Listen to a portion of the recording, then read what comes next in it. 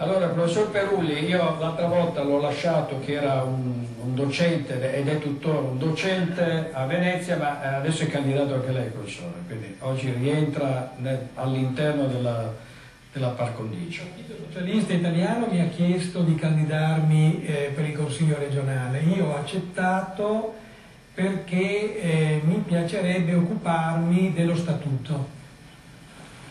Il Veneto non ha ancora lo statuto, il nuovo statuto, e questo è un po' il mio settore. Mi sono sempre occupato di problemi statutari, istituzionali. Già credo quello che è emerso questa sera dimostra, credo, alcuni punti fissi. Uno, che è necessario il pluralismo, quindi una democrazia sana è basata sul pluralismo. Tutti quelli che hanno parlato questa sera hanno detto cose interessanti. Certo, ci sono visioni ideologiche diverse, però l'ideologia conta sempre meno, le diversità sono sempre meno evidenti, ci si confronta sui programmi. Io credo che bisogna in questo momento ripotenziare il ruolo dell'istituzione, e la Regione è l'ente che ha più risorse.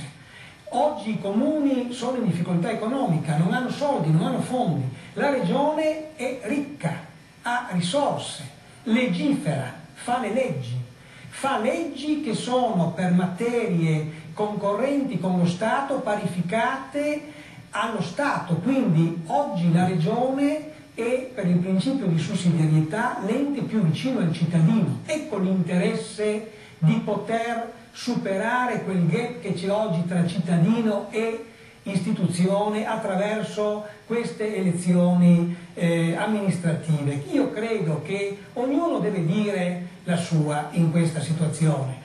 Il federalismo è un dato di fatto, io l'ho sempre detto e ribadisco, credo assolutamente nel federalismo, nel principio di sussidiarietà, e in fondo il vecchio decentramento amministrativo sul quale Giannini, che era un socialista, si è sempre dato da fare, eccetera. Quindi voglio dire, in fondo il federalismo è un aggiornamento del decentramento amministrativo, cioè del trasferimento dei poteri dal centro alla periferia, vicino al cittadino. Questo credo che sia fondamentale.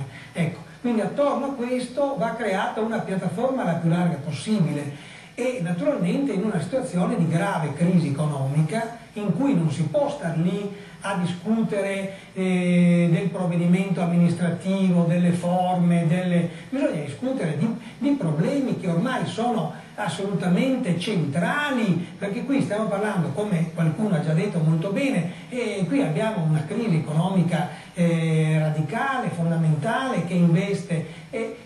Abbiamo però anche delle situazioni secondo me interessanti. Per esempio, è vero che è gravissimo che i medici non siano stati pagati l'altro mese, e insomma un medico guadagna 3.000 euro al mese e fa le notti, ma cioè, non so se ci rendiamo conto della situazione della sanità, va bene, ecco. Però abbiamo anche, per esempio nel campo del sociale, abbiamo anche una rete di assistenzialismo, di volontariato importantissima.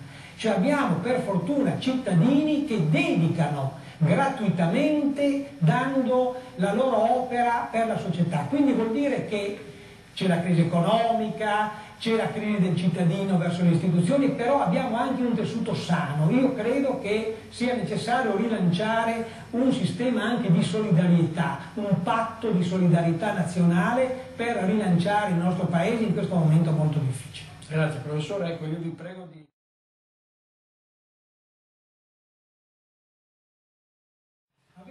Si è parlato di commissario. Allora, intanto chiariamo che qui c'è un abuso della figura del commissario. Cioè, in questi ultimi anni si è nominato commissario dappertutto, commissari a destra, commissari a sinistra, commissari per questo, commissari per l'altro.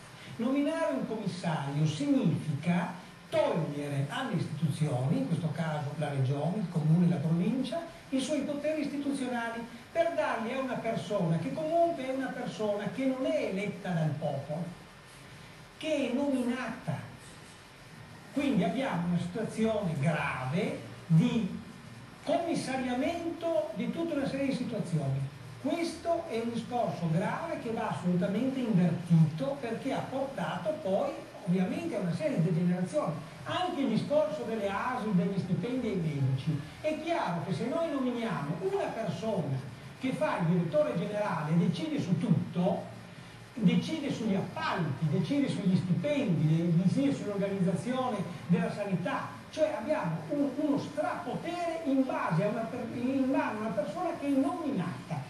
Questo è uno stravolgimento delle istituzioni democratiche previste dalla nostra Costituzione. Dobbiamo riportare un discorso alla normalità. Il commissario è una figura eccezionale che va usata solo per casi rari, con poteri limitati e controllato. Allora, e finisco, qui ritorniamo al discorso del pubblico e privato. Allora, un discorso del privato. Quando parliamo di crisi del lavoro, certo, non c'è solo il discorso dell'operaio, c'è il discorso anche della piccola impresa, del piccolo imprenditore, di chi dipende, del pittore, dell'artigiano che sono in forte difficoltà. E questa è l'area del privato, benissimo, e le libere professioni, eccetera. Poi abbiamo l'area del pubblico che è quella che ci riguarda e ci interessa. Questa dobbiamo gestirla. Non possiamo pensare a un discorso di privatizzazione generalizzata dei servizi pubblici, perché è lì che c'è il discorso. I servizi pubblici devono essere diretti e controllati dalle istituzioni, non possono essere abbandonati a se stessi.